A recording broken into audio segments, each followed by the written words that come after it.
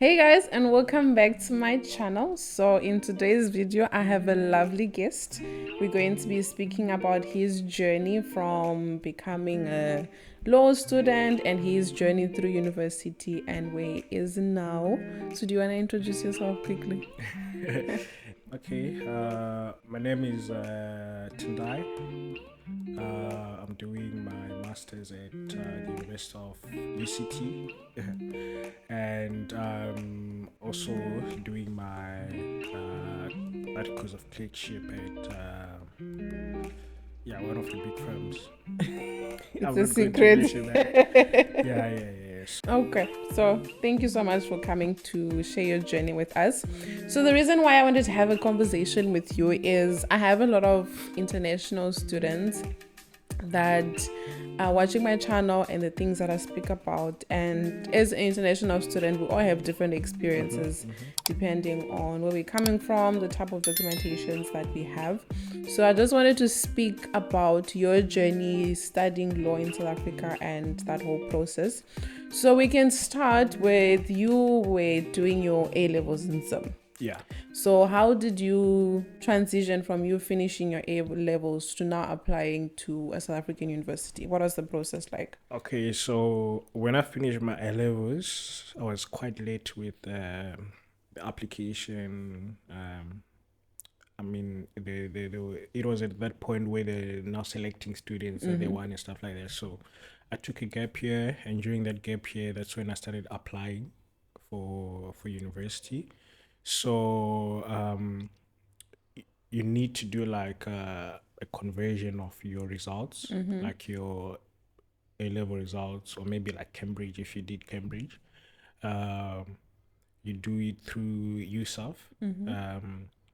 And they really need quite a lot of documents, eh? And if you don't have your A level certificate yet, because they really require you to have your A level certificate, so now you have to go back to ZimSec, and And ZimSec ask them for will it. and ZimSec we have to confirm with USAF directly, not like you have to confirm. Oh, so you don't Yeah, become the no, no, no, no, middleman. no. So ZimSec, we have to confirm your results with USAF, right? And I'm sure there's a fee that you pay at ZimSec for that process.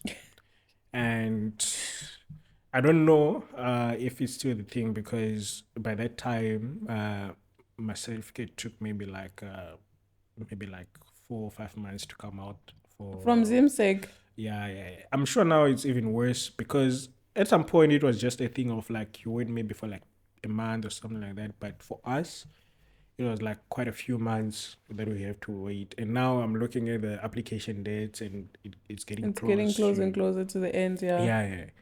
So I don't know how it is now, but yeah, that process was quite hectic, So because that now it was seems like it could take time and stuff like that. But once you get your use of certificate that they'll need you to have, everything is fine, because now you can just apply using your certificate, and also need to apply using your Zim results that you have. But the thing that they will really need is that confirmation certificate from from yourself. yourself. Yeah. Okay. So what I wanted to understand is Zimsec took 4 to 5 months to give you the results or to No, the communicate. results came in, right? So you already have your results, but for you to get a confirmation, and for you to get like that certificate from yourself, the whole process of that application that you have to do, you need your certificate, right? But if you don't have your A level certificate, by then obviously when you have your results are the first thing, is the first thing that you get, right? Yeah. But then in Zim, I don't know how it is this side, but in Zim you have to wait for your certificate. You just get a result slip, then get a certificate after like a few months, right? Yeah. So you really need to have that certificate. I mean, you apply with your O level and A level results, right? So provided that you have 2 years of doing A level, you already have your O level certificates. Yes. Um, But now, with the A level certificates, it's just the thing of like you getting your results back the time when you're supposed to apply for For university. university. So yeah, Yeah, so that's that time frame is a bit yeah. tricky. So did you have to go directly to USAP No, or no, did you you also just do do it it online. online? You do it Okay, online okay. because their offices are in Pretoria and Mm-hmm. yeah, like Hatfield. So you do it online, but you need to send your documents there, Mm-hmm. right? Because they need like The physical physical. certified copies. So you send the documents online. Mm-hmm. Then you also like send the physical copies. To them Yeah, it's quite easy for you if you're in Pretoria because you just go to the and offices. drop it off. Yeah, and I've heard some people saying that if you go to Pretoria in person, the process is going to be very quick because they're just doing it straight away Yes, rather because than I just remember when my husband, I think when he started studying, he had to go back to USEF again for the second time, and he was yeah like, "I'm gonna go in person," and on the same day he got his stuff sorted. So for yeah. those in Pretoria, it definitely is much Yeah, quicker. it's much quicker than because for me in Cape Town, you have to wait for someone to respond to your emails, or Yes. maybe for a quicker process, you have to call like, I've sent this, what now? I'm just waiting for my thing. Then they'll look into your application and they'll tell you like, oh, there's this that is missing. That's why we were waiting on the like we're on hold with your application. And the funny thing is that they won't even tell you that there's something missing. That's the thing. I'm like, okay, at least tell me so that we can fix it. They don't tell you like there's something you have to call. And then you find out. Emails they will take long to respond, so the quickest thing is to call them and get in touch with them. Like, guys, I applied for this. Like, it's been like a month now. I'm still waiting. They're like, oh, the application is on hold because we don't have like your A level certificate. I'm like, but my results count as my certificate. They'll be like, no, you have to go back to Zimsec and they'll get in touch with us to confirm your results. We're like, okay, it's fine. So why Now didn't you you tell go me? back. Exactly. Like, why can't you just email and tell me like this is what you need to do? Yeah, I mean, from their point of view, I get it. It's Yeah, a lot of it's a lot. applicants Yeah, and it's, stuff. yeah. But at least if their online system could notify you that Exactly. this is wrong This is or wrong. But a now flag. they don't have like an online system like that. They have like you just have to send like email like your documents through emails. Then they get them and confirm like, okay, we've received your application. That's it. Yeah, and I also heard So now I that there's a think barcode that they send you. oh yeah, it's been long. It's Wait, been when long. did you do your Like 2018? 29. 2019. Yeah, that's when I did mine. Yeah, when I was in first year. Yeah, I did it 2019. So it's been like 6 years now, 5. Yeah. So hey, So I'm sure a lot of things have changed. yeah. Okay, So no, it's but been that's quite a cool. So yeah, so that's your experience with USEF. Then you got into UWs. How was that transition from Zim education to South African education? um to be honest, like the transition wasn't even difficult. I think the most difficult part of it was that getting friends. Because to be Really? honest, like studying requires you To know to someone? know someone. Because if you're just doing things you're on your own, you don't know if you're lost or if you're on the right track. Because for me, the thing that made me not to have friends, maybe like instantly, was that thing of like I was waiting for my visa. I was still in Zim, so when they Oh, did okay. orientation, I was still in You were Zim. still that side. The visa only came like a week after orientation. Yes, I remember you messaged. It was 2 weeks into uni, and you're like, "Oh, So I hey, actually I'm thought back now." maybe I'm not going to get registered, but now people are striking and stuff like that. So It worked in your favor.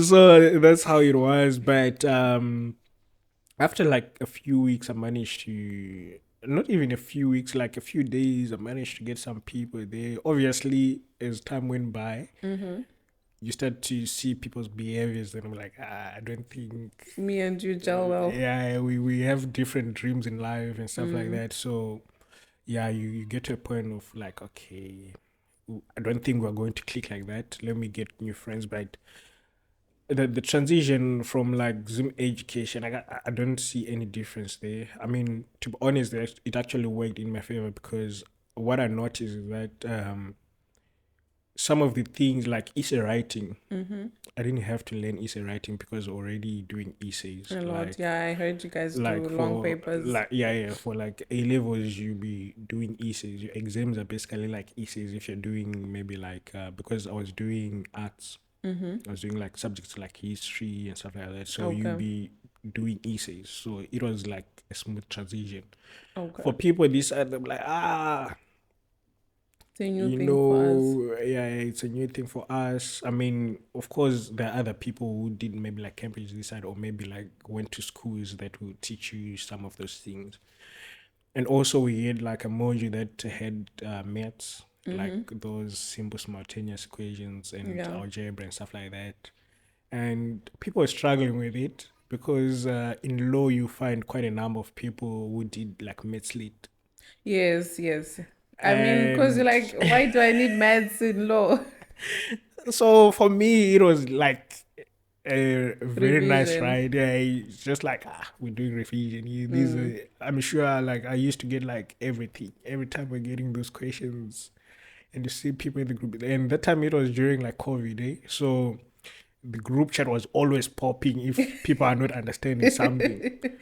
So yeah, for me, I was just chilling there, knowing that I know these things. So No, it was no, quite I nice. get that. Because I also remember when it was, I think, first year or second year, we had to do physics. Yeah, yeah, But it was like grade 10 physics for us. And most people that avoided physics because they're like, I'm going to nursing, I just need life sciences and maths. yeah, And I happen to have physics. So I literally just used my grade 10 yeah, stuff for yeah, yeah, physics. yeah. And people are like, oh my gosh, this is crazy, especially when it came to chemical reactions and all Yeah, of now that. people don't know these What's things. going I on? mean, Yes. I know someone who was also doing computer science and he was saying like, oh my guy, people from Zim already know this thing. Like, Yes. especially like with the maths part of it. I don't know, like, I mean, I'm not a maths person, but yeah.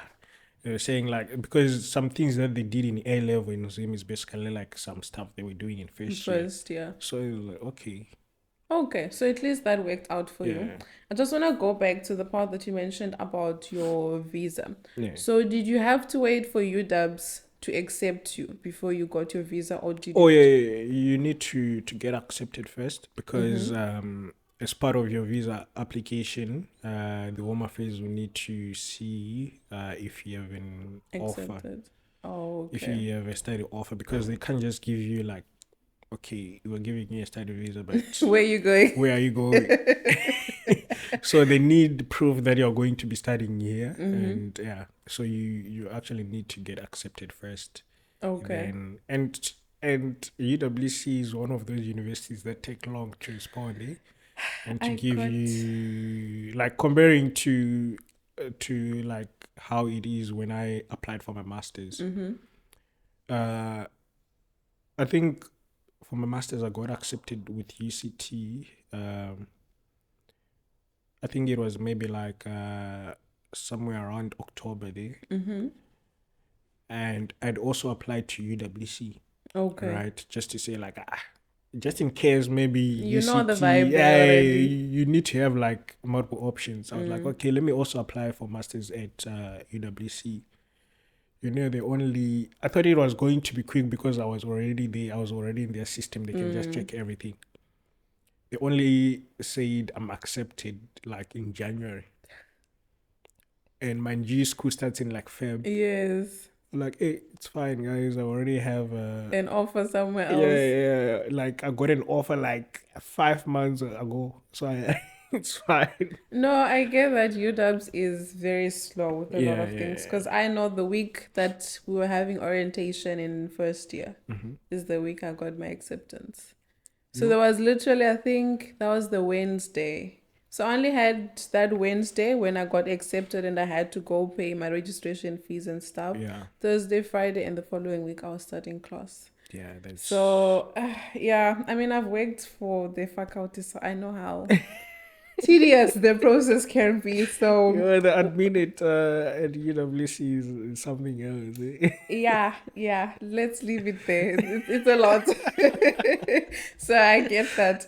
Uh, How did you feel about the whole thing of us paying fees upfront? Were you ready for it? to be honest, I wasn't. Mm-hmm. I still remember like there was a point where I was like, I thought I wasn't even going to get registered, and that was like in 2021. Mm-hmm. I think that's when the university was like, it was during like lockdown, that was peak lockdown, and a lot of people had lost their jobs and stuff like that. So at that point, I wasn't even sure that I'm going to get registered for that year, because it was at that point where registration was closed. Now they're opening for late registration, and I could see like, there's no hope. Then the investor was just like, everyone can register now. I don't think you used to remember that period. Yes, They were I like, think that was when it was like deep lockdown yeah, and they extended it for yeah. everyone. Then they were like, everyone can just register without paying anything. Then we can just pay up as time That goes year on. was a blessing, Yeah, guys. yeah. So that thing of like paying your fees upfront, it's at least for SADC students, it's quite easy. It's I can't say it's quite easy. But the It's fees are kind of similar it's to similar the to South South Africa, Africans. and with UWC, it's that thing of like, you only need to pay for the modules that you're doing In that in that semester. semester, yeah. At UCT, it's like they have a minimum amount that you have to pay for registration. When I saw that, I was like, "Hey, this is this Hectic. is hectic," because now it's different from what I'm used to. So at UCT, and that thing is like, I still remember like, so they say if your fees is less, if your fees is less than maybe like their prescribed amount of like you like their prescribed amount for registration, right? You just have to pay everything upfront. But if your fees exceeds that, then you have to pay your registration fees and stuff like that. So their registration fees, even for South African students, is in the 30Ks, right? And for me now, it's close to like 40, it's close to 40,000, because I'm considered to be an international student. Yes. So yeah, that's This how side that I think is. doesn't help us, eh?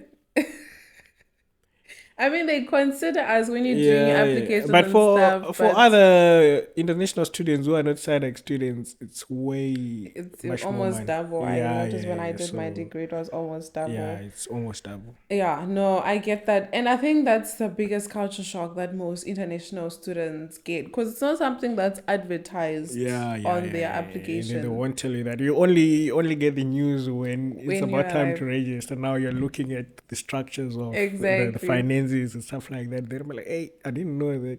That's the These thing are the that shocked things. me the most. Because, like, that week of orientation, I've been accepted. And Yeah. in my mind, I think there's like that Yeah, at UWC, 4,600. yeah, you're like, Yes. I'm just paying like 4,000. It's fine. Exactly. Now, You when you get pay there. that, you're like, you're not cleared for registration. Like, what do you mean, guys? I paid. Exactly. No, I don't know. Maybe it's a thing of not to deter people to come to the school or whatever. Mm-hmm. But I think it's something that they have to be more vocal about Yeah, yeah, so yeah. I that think we they don't they get need to that be more culture vocal shock. about it. Yeah, because that thing of like, now you just have to pay. I mean, for my first year, it was just a thing of like, um, we had prepared for the whole school fees that I had to like the maybe not the exact amount of it, but we had prepared for the anticipated amount. So yeah, it was that thing of like, I'm not stressing about school fees because I know that part is already sorted Yes, out. yes. But when time went by, I was already in the thing of like, okay, now I know how things work. So yeah, but I think they really need to tell people that even when you read that thing, it's not quite specific, because they'll be like, SADC, you pay similar to South African students. Yes, But okay, so I'm just going to pay 4,000. Now it's different. exactly. So yeah, yeah, yeah, They must just add that little fine print so that people know what they're getting themselves into. Like, Just for them to add a fine print Oh yeah, that yeah. Like, you hey must pay guys, your you fees must. Yeah, yeah, upfront yeah, yeah. so that people can be prepared. Because that's the thing that most parents or most students are not ready for. Yeah, yeah, yeah. Is like, I'll get funding somewhere, or I'm And just paying the funding for registration fee. funding for undergrad is very limited if you are an Yes, international student. for sure. Yeah, but when you do your masters, you've got plenty of like funding opportunities that are waiting That's for you. true. I was seeing a lot now Yeah, that yeah, I'm yeah. considering doing postgrad. I'm like, where were these opportunities when I was doing my undergrad? Yeah, I mean, every time I looked at the funding opportunities that were posted from the faculty, everything was like you need to be a South permanent African resident or citizen. like South African citizen. I'm like, oh, now when you're a postgrad, like there's plenty. Like it only takes you to apply, and maybe like if you're performing well, you already know like I'm going to get this. So yeah, that's how it Yeah, is. that's definitely something that students really need to be aware of. Yeah. Trying to get funding as an undergrad and as an international student is literally trying to climb Mount Everest. Not everyone will Not get funding everyone. Yeah, yeah, opportunities. yeah. So, like, if people are still in high school now, this is like the conversations you need to be having Yeah, with your I think parents. it also depends with the university that you're going to, because I've seen like I've guys that I talk with who went to UCT for their undergrad, and at UCT they give funding for like those people who perform well. So if you perform well and you get into the dean's list, you already know that you're going to get that funding. It's just a matter of you being consistent with the studies and just consistently being in the dean's list so that you keep your funding coming in. Hey, but I heard at So UCT getting into the Dean's List is also you know another the struggle. I think for you to get into the dean's list at UCT is like you need to get an average of 70%.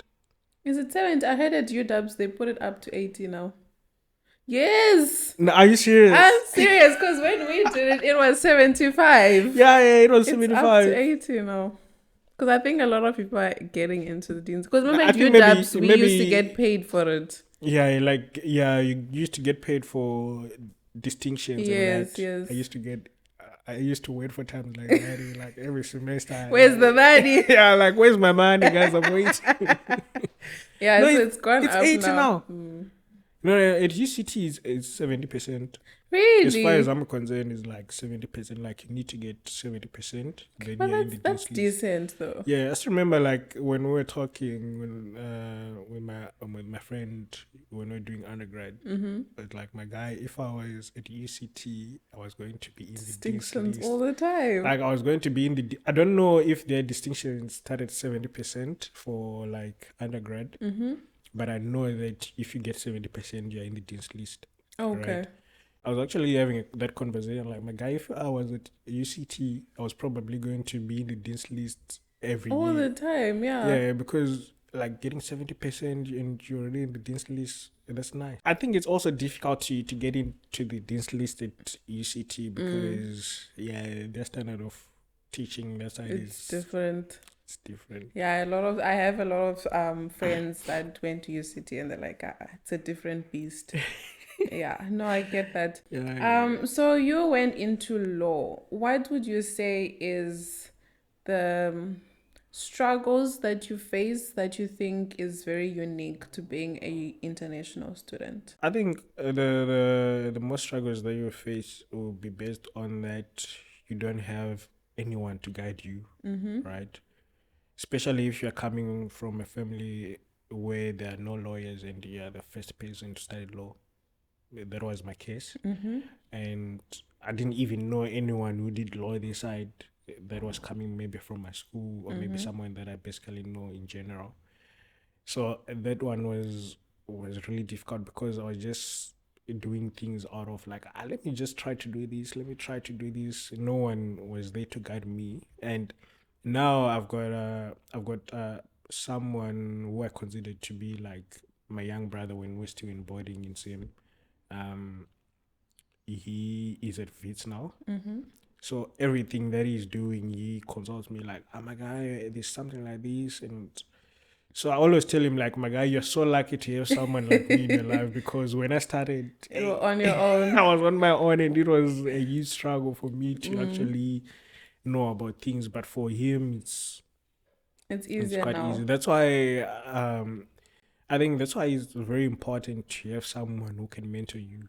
That's the importance of getting a mentor. So if you can be able to get yourself a mentor, then maybe life will be easy for you because you always have to go back to your mentor, like, I'm faced with this situation. What can I do about it? Then, yeah, No, no, totally. I get that. And that's why I always advise, like, when first year students come into university, I'm like, find people that are in a year older than yeah, you. yeah, Because they'll be able to tell you, okay, this is where you can get these resources. This is yeah, where the yeah. past papers True. are. This is the networking events that you can get Yeah, into. because lecturers are not going to tell you all that. No, they've got their own problems to be dealing with. They can't be babying you. Yeah, That's the thing yeah, with university. yeah, There's yeah. no You one who's need to figure gonna. out things on your own, eh? Exactly, So yeah, yeah, yeah. exactly. And also I think the thing with getting to have a mentor, it will give you like an opportunity to start networking with people. And for someone who is in law, networking is very important. I mean, people must not overlook the importance of networking because it can get you places that you can't imagine yourself to be in. So yeah, No, for sure. So, what kind of law are you practicing? it's commercial law. Have you always known that you wanted to get into that? Well, I've always wanted to be a lawyer, but I mean, when you start studying law, that's when you realize like these are not things that I really like. So for me, it was that thing of like I'm not someone who was influenced by suits, because I only watched suits after like my undergrad when when I had free time. I'm like, you know what? Let me just watch suits. But for me to get into like commercial law is a thing of like I just like commercial things. Even back in high school, some of the subjects that I was good in was like commercial subjects before I chose to do like arts for my A level. Okay. Yeah, yeah, yeah. So I was pretty good in like business studies, accounts, and stuff like that. So when I started doing law, um, obviously you start with those modules like so in your first year you'll be doing like basic stuff, right? Like family law and stuff like that. And I was like, This is boring. this is boring for me. And if I'm that person who doesn't like to be involved too much in people's lives. And people's business. Yeah, I mean, Okay. I've done like an internship at a firm that dealt with like property and family law and stuff like that when I was in my second year. That's when I realized, like, yeah, I'm not going to be part of this. Okay, okay. Yeah, so I think it goes with time for you to actually decide, like, okay, I'm really like in love with maybe like criminal law and stuff like that. For me, criminal law was just that module where I'm like, hey, I'm just here to pass, guys. I'm just here for the marks. Yeah. I don't think I really like, but when I started doing like those commercial commercial modules, like commercial law modules, that's when I started feeling like, yeah, this is where I belong. Okay. You know that thing of like everyone is just complaining in the group. But you're I like, still I'm remember enjoying like this. yeah. I mean, we did law of contract in third year. I think that's the base of like commercial law, right? If you're doing commercial law, and I think that was maybe one of the first commercial law subjects that we had. And I was like, guys, I'm enjoying this. And you'd see people always complaining. And that time we're still doing school online, eh? And the group chat was always popping because people were like, Had a lot hi. to say. Yeah. So for me, I was enjoying it. And other people were complaining about it. So I was like, this is my thing. No, that's So good though that you found your thing. Because yeah, for some people, it takes them the whole degree before they yeah. figure out Even what it is. even like my electives in final year, all of them were like commercial law modules. I was like, guys, I know you guys say like text law is difficult, but I'm going to do it. And I got a good mark for it as well. So I think most of the people don't like maybe people don't like commercial law subjects because they tend to be difficult. Okay. So one thing that I've learned is that you mustn't listen to people until you've done something. Yeah, try it out for Try it yourself. out for yourself and see if it's going to work out for you. And yeah, when you're there, you find out like this is actually easier It's than not that bad. like what people say. So yeah.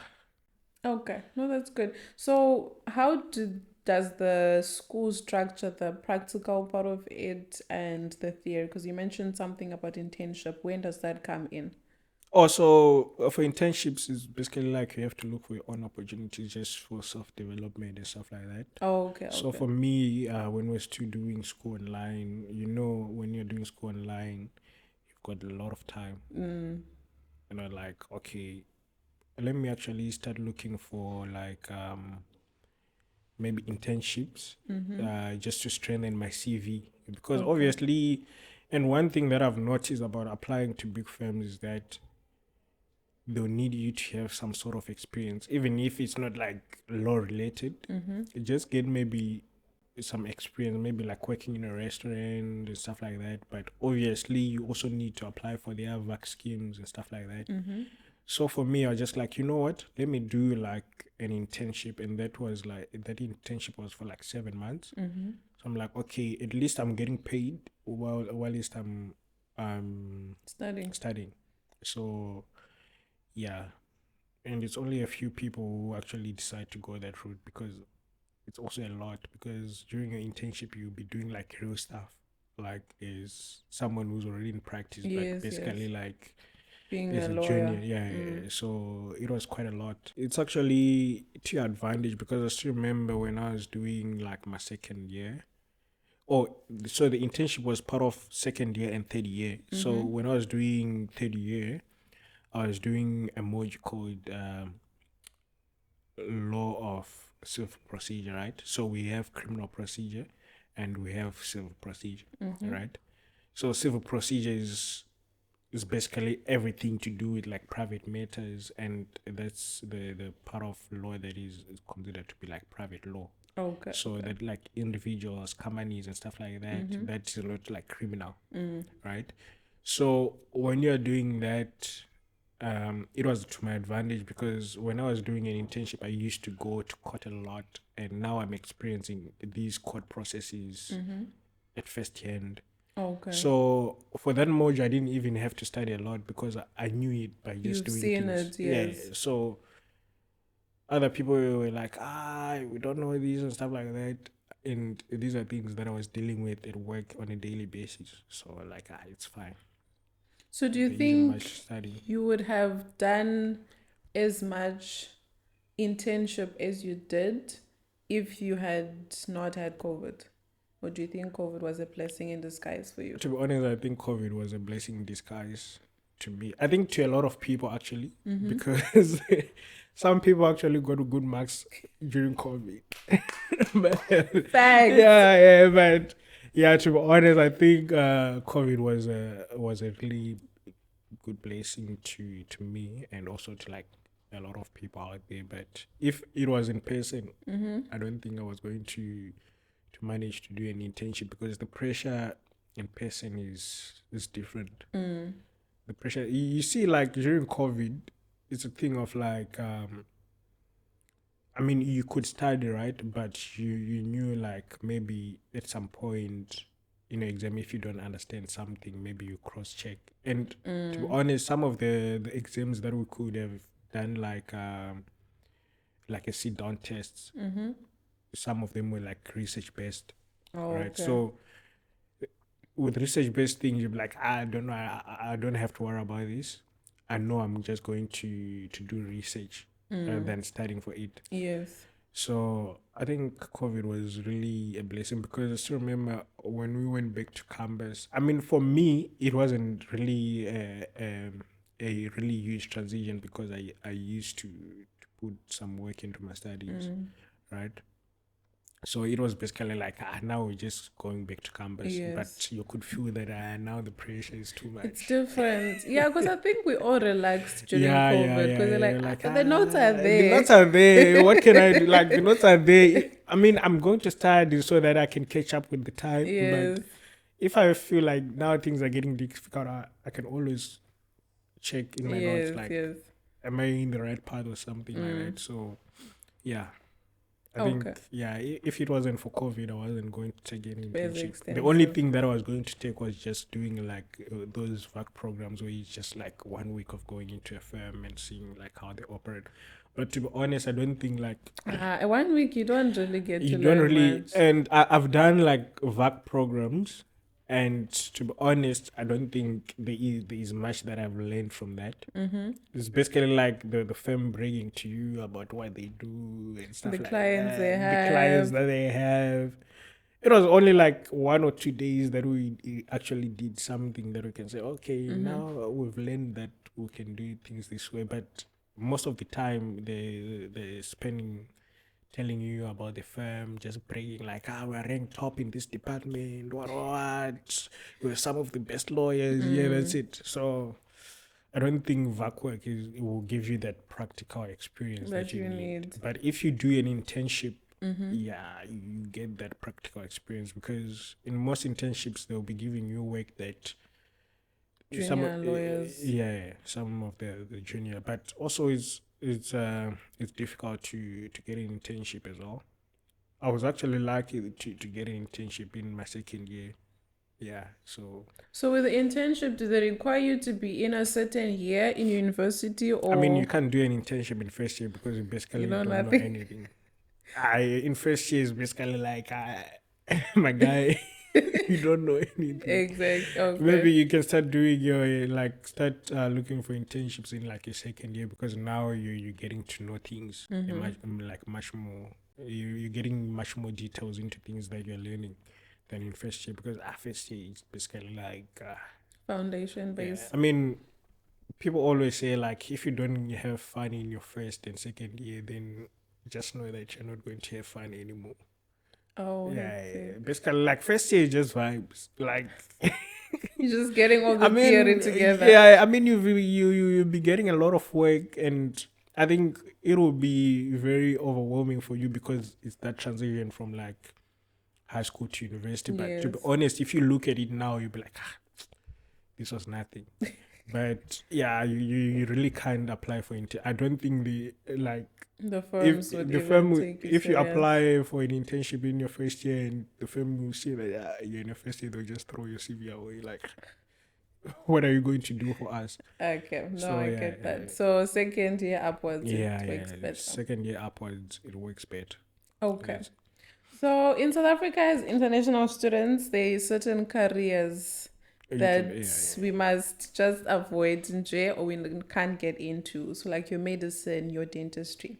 So now yeah, when it comes to law, you guys are not allowed to practice. How did you yeah. take that when you found out? And when did you find out?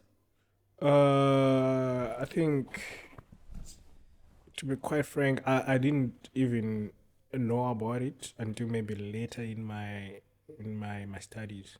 That's when I was like, oh, you really can't do this, because like what I said, for me, I'm like a first generational lawyer, right? Mm-hmm. I don't have maybe anyone else to teach To me have about, told you yeah, like, to hey, by told the me way. about all these things. So I think I started to know about it maybe in like second year, or maybe like third year, like Mm-hmm. the beginning of third year, or maybe like the end of second year. But yeah, that was it. But for me, my journey is quite interesting.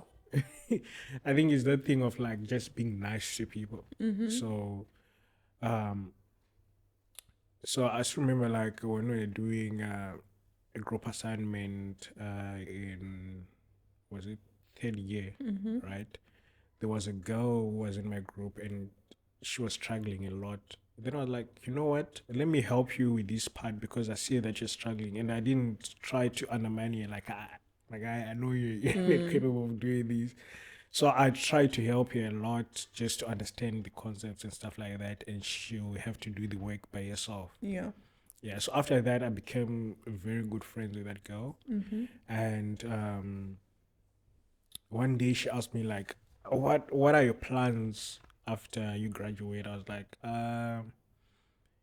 maybe. So by that time, I was just limiting myself because I didn't know a lot about other firms and stuff like that. So I was just limiting myself to like, A couple few. yeah, like a couple of firms. Like, maybe if I don't get maybe like articles in the big five, maybe I'll just, I don't know, I'll just do my master's or something. Then she was like, do you know this certain international firm? Um, they have offices in South Africa. Maybe you should just take a look at it Mm-hmm. and tell me what you think about it. Then I looked at it, I was like, yo, this is massive. Mm. So after that, I was like, hey, I didn't know that there was a firm like this and stuff like that. So when we started talking, she was like, my dad is actually like the the CEO of the African region, and he's also the CEO of the South African the South African offices. Mm-hmm. So it just let me know if you are interested in it, and maybe I can link you with him. Maybe you can have a conversation because I can tell that you're someone who really works hard, stuff like that. Mm-hmm. So for me in third year, yeah, I went on. So in fourth year, there was an opportunity for the VAC program. Mm-hmm. Then she was just like, you know what? Just submit your CV because my dad actually said you're already part of it. Like, oh, okay. Let me just submit. So now for like the VAC program, it's basically like it's quite competitive because everyone is trying to shine. Yes, yes. Just for the firm to see like maybe you might be a good fit for us because that's where the firm will take like Start taking people. most of their candidates. So for Oh, okay. me, I just like they and the majority of people who were there were like girls. Oh, okay. So the way I managed to handle myself around them and stuff like that, I think that's what the firm liked about me and also my interaction with other people there. Mm-hmm. That's when they're like, "Oh, so you're actually a very good candidate, hey?" So I didn't disappoint because she had put in a good word for With the me. father. Yeah, yeah, yeah, and also I had met your family a couple of times and stuff like that. So it was just that thing. It was just that. Okay. No, we're not in a relationship. She was just Okay, yeah, just shaking. she was just my friend. She was just my friend. So yeah, so that was the thing of like I was lucky Mm. to be in that position because after that I even told my mom like, you know what, kindness really pays off because For you sure. never know who you're talking to. And Exactly. also that's when I realized like the importance of like networking with people And because just after that talking with people.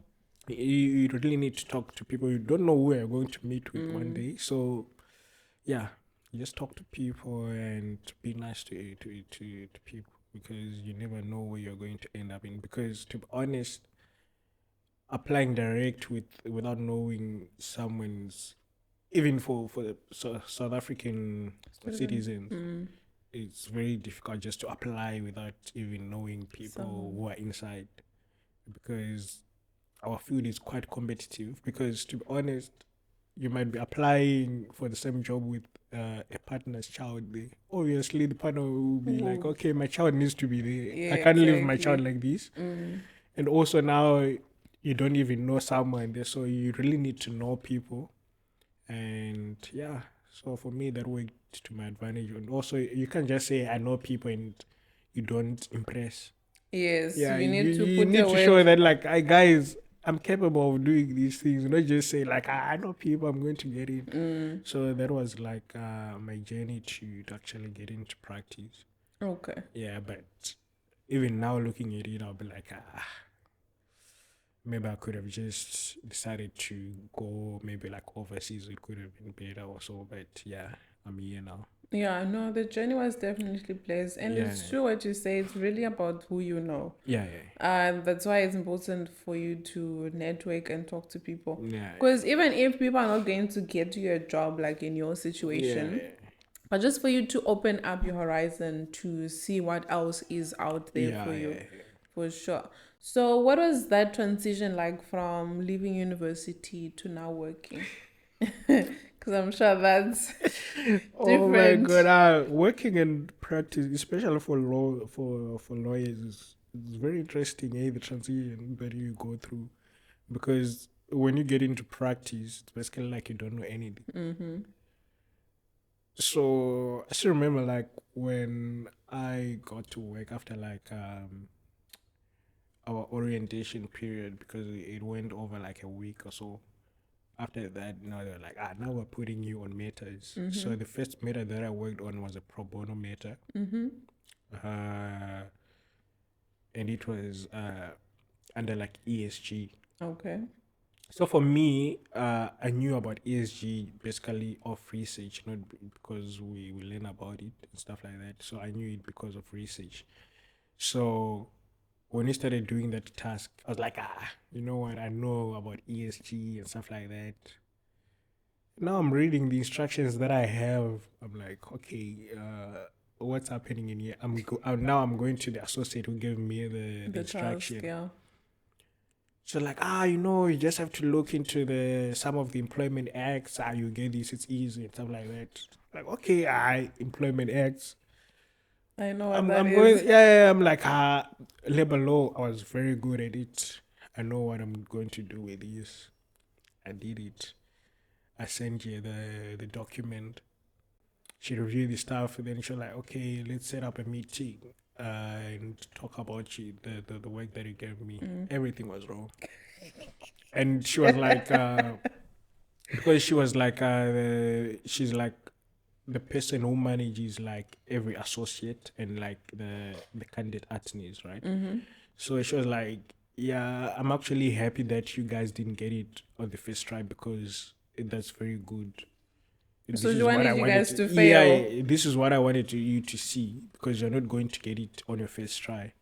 So this is actually good to see that you're going to learn a lot. Mm-hmm. So after that, when she was explaining things, I was like, oh, now you have to do it like this. Mm. So yeah, it's very, and also it's that thing of like you're facing different things every time you're working on something. It's different from university where like I can prepare for this question, or I can go through as many Past past papers, question yeah. papers, and there's probably a question that is going to come from those that is basically similar to that. In practice, every day is a different thing. Although Yes. you know that it's going to fall under maybe like a similar topic, but the way you're solving it is very different. Mm. And to be honest, like now I'm looking forward to move to like overseas, right?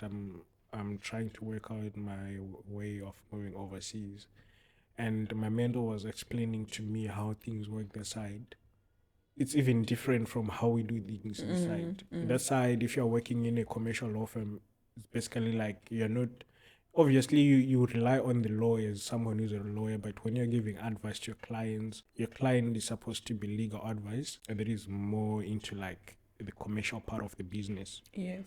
So here is mostly like we're focusing mostly on the technicalities of the law and stuff like that. That side, of course, they do, but they also need to give a client advice that is going to benefit their business. That's how he explained to me, as Oh, someone okay, who was okay. working in South Africa before and now transitioning To to the overseas. UK. So yeah.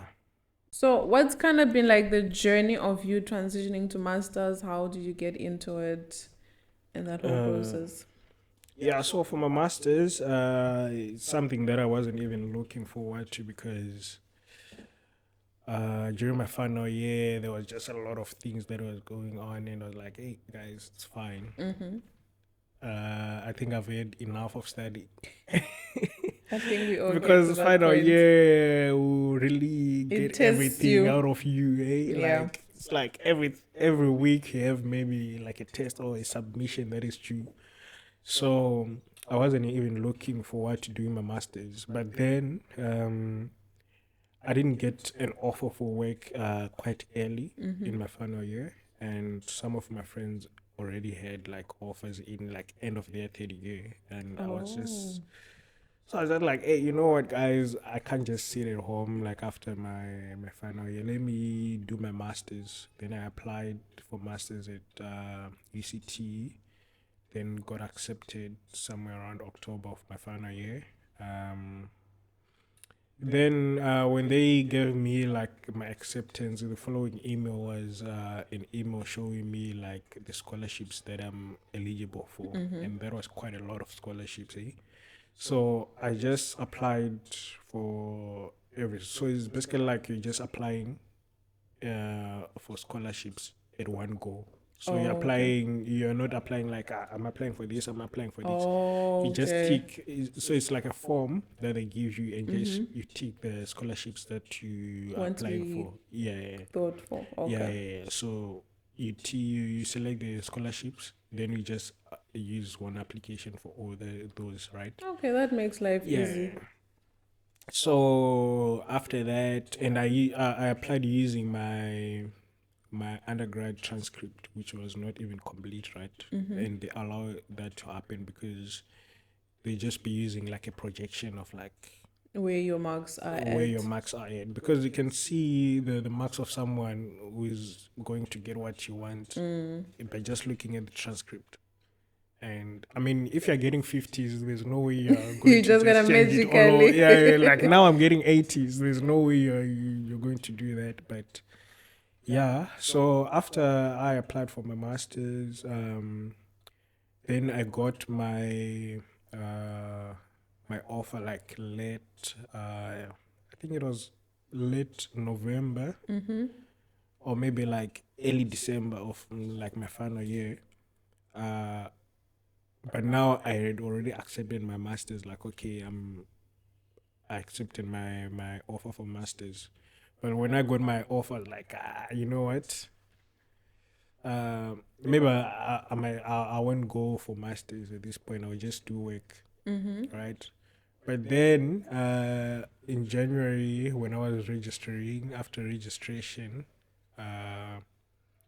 that's when I was like, I'm receiving like an email confirming that I got 2 scholarships. So like, you know what? At this point, Might as well do it. I might as well do it because this doesn't come twice. I might live with this opportunity. Then what if I don't get it? Exactly. And like masters is so expensive. It's so expensive, and And it's less years, which doesn't make exactly sense.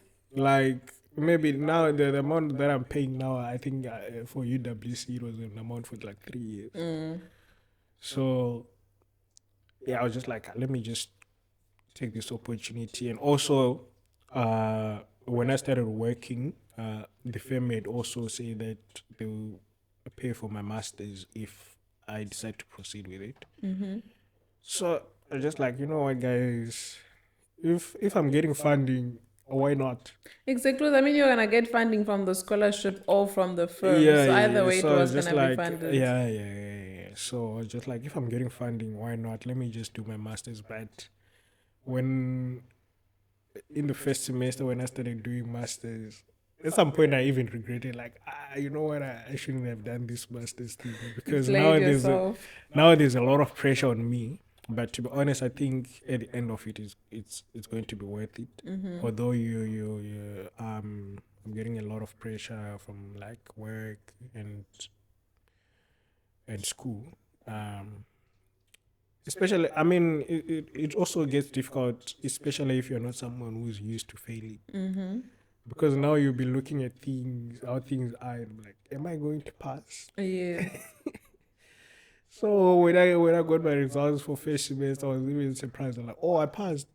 That's really nice because I wasn't even expecting to get the the marks that I got, because I'm like, I got at this point. It's tough. So at least I'm glad that your firm has been at least been supportive of the whole process of you studying, because I'm sure that's put less pressure on you. Yeah. Okay, so I think the final question I want to ask is, being a lawyer the same as we are seeing on the movies, how has been the experience for you? Yo, hey, those movies lie to us a lot, eh? Like, to be honest, I realize that they lie to us a lot, even in my undergrad. I mean, before you start studying law, you'll be like, you'll be fantasizing on those things. But when you start studying law now, you realize, like, oh, you actually need to read case laws and stuff like that. But to be honest, they give you that motivation of like, at least this is the level that I want to get to. And to be honest, I'm sure like there's quite a number of people that have been influenced to get into law by The those movies that they're movies and watching. maybe like series that they watch and stuff like that. But for me, it wasn't the case. Yeah. I like, for example, Suits. I only started watching it after like my undergrad. Any And similarities, or it's just complete nonsense? I mean, the only similarities maybe is probably like with work drama and like just just that like drama and stuff, like not like the actual work, because there you work, you'll be doing the actual work. The thing is that that will be done in like 2 minutes. You're taking Maybe months. it will take months or like weeks for you to get done with that. So that's the different part of it. But in terms of like influence, to be honest, those things can give you so much influence to a point where you start fantasizing about like, okay, this is the life that I want for myself. But when you get there, you realize like, hey, It's different. yeah, you actually need to work, not just to fantasize about it. So yeah, that's how it is. Okay. And yeah, and also like with the reading part in law school, I think people don't need to be like very difficult on themselves, because to be honest, there will be like prescribed case laws that you'll find in your course outline. Maybe some of them will be like 100 pages. Imagine you're having like, and the emojis that have like a lot of case law, especially like law of contract. So remember when I was doing law of contract, it's basically like because I did law of contract and advanced law of contract as my elective.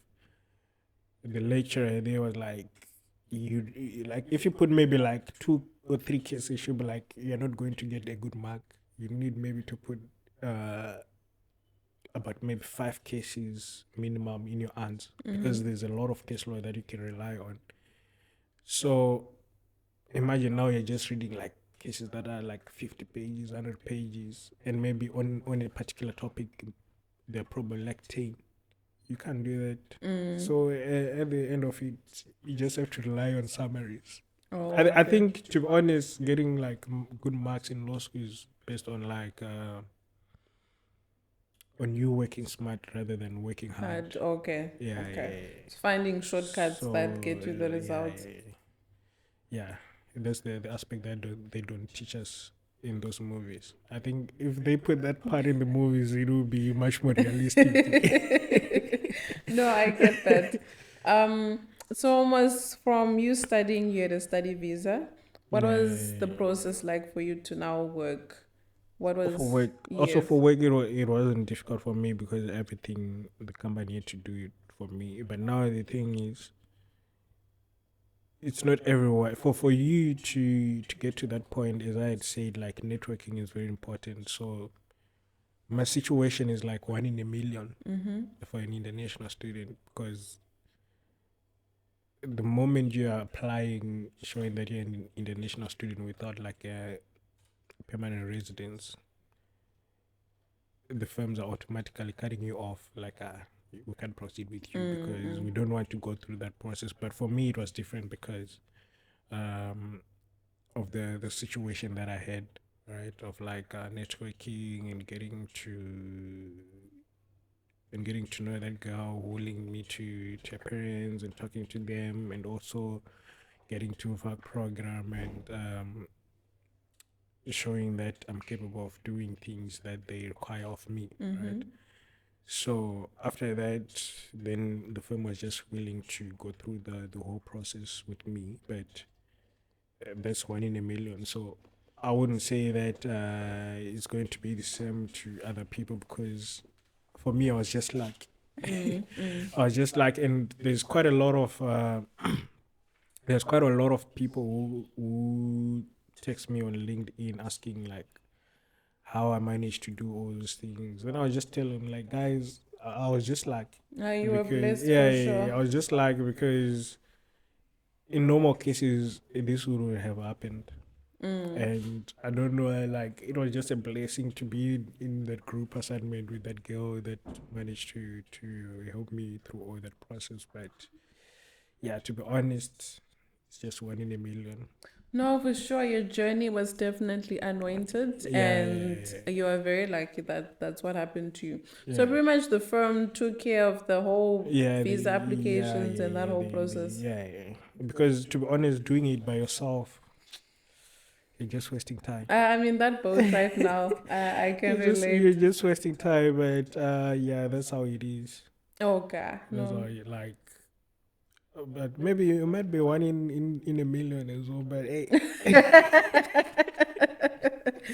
It's not an easy and journey. now the legal profession in South Africa is getting to be interesting, because of the new regulations of the BEE certifications that they have to that the law firms need to get. And I've realized now that they have like new requirements of getting a level 1 BE or what. And I'm sure that it's going to be a less number of people who are going to get employed by the firms, especially if it's like a big firm, because in those big firms, probably the majority ownership is obviously like white people, because they're the ones who are capable of maybe like they have the background and the money, right?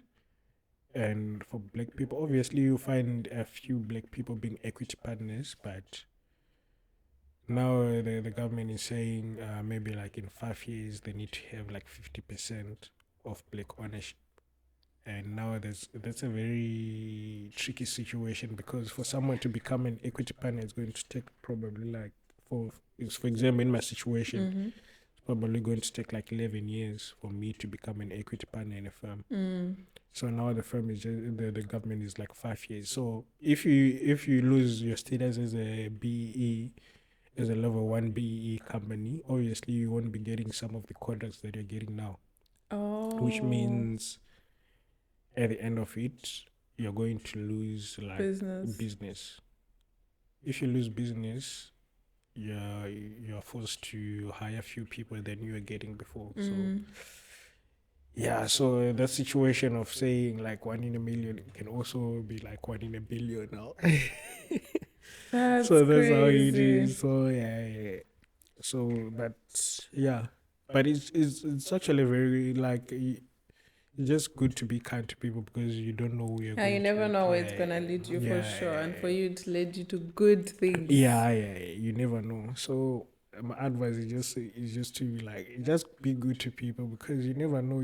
Like obviously you're going to meet different characters in university, and if you're not kind, you never know who you're talking to. Yeah. So just be kind, and it always going to pay off either way. Even if you don't manage to work in the law firms this side, there's plenty of opportunities out there, and you can't just limit yourself to say like I just want to be in practice, because you can work for other organizations and stuff like that. So yeah. Okay, so thank you so much, Tendai, for joining us and giving people an idea of what it is like being an international student, and also just what the law career is kind of like. So, even want to get in contact with you just for some advice or just for some mentorship of sorts, where can they reach you? They can reach me out on my LinkedIn. It's Blessing Tendai Nika on LinkedIn. Yeah, that's it. Perfect. Thank you so Yeah. much. Until next week, Friday, 12 p.m. South African time, have an awesome one. Bye, guys. Bye.